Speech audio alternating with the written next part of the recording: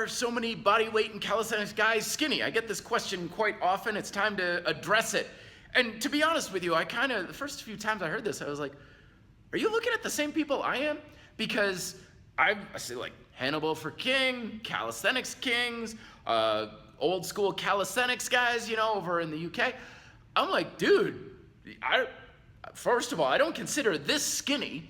And second of all, this is part of the reason I got into calisthenics, was because I saw these dudes who have these lean yet very athletic, fairly muscular, statuesque physiques. I'm like, that's what I want, sign me up. But there's a couple of things that we need to address here. Number one is there's a couple of different modalities of calisthenics and bodyweight training that can alter our physical appearance to some degree.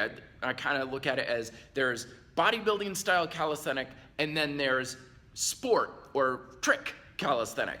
Bodybuilding is the idea of like the big six from convict conditioning and following the 10 rules that Paul Wade talks about in CMAS. Then, of course, we've got people who are very much about explosiveness and athleticism and parkour and power. And you see them doing things on Instagram that are very impressive and things I couldn't hope to do in the next 10 years. Very cool and impressive, but it's not quite in line with the whole muscle building aspect of things. It's still gonna build some, sure. All tension builds muscle.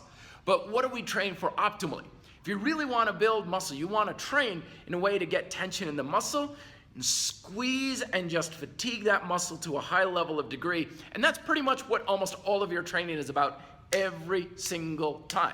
You don't have a lot of different ways of training. And so that's what I focus on. So we may be looking at guys who just don't care about building muscle, and that's not what they're training for. The other thing too we got to recognize, and the fact of the matter is, people are different. Some people are tall, some people are short. Some people are fatter, some people are leaner, some people are gonna have a lot of muscle, some people are gonna be skinny and scrawny. Some people are born greyhounds, some people are born bulldogs. Now, of course, we can all change. Everyone can build muscle, and everybody can decrease the amount of body fat on their body. But will that turn you into a different looking human being? It's important to recognize, as I explain in my book, that our body has adaptive qualities to stress. We put it through different types of workouts and it adapts to the workout, but it never evolved these adaptive qualities to look good for a fashion show. It's not about appearance. The whole idea of work out a certain way, look a certain way, is something we literally dreamed up out of thin air. We made it up to a large degree. Yes, training, we can modify it to some degree, but we think that if you train a certain way, you look a certain way. I mean, consider the old example, right? The sprinter versus the marathoner. I promise you, if that marathoner started doing hill sprints, a year from now, he'd probably pretty much look exactly like he does in this photo. Maybe a little bit bigger in the legs, maybe a little bit more muscle, but he would not turn into that sprinter, aside from obvious differences in this photo. But the fact of the matter is, we've been told by fitness business, not fitness science, mind you, completely different, fitness business, that if you want to look a certain way, one, you can, it's guaranteed, and two, you have to train with whatever we're selling you, the gym memberships, the protein shakes, the routines we're selling you in the magazines, yada, yada, yada, yada. Your ability to change your body does not depend on the vehicle you use, but more about what you bring to the vehicle. Yes, there are skinny dudes doing calisthenics. There's also jack dudes doing calisthenics.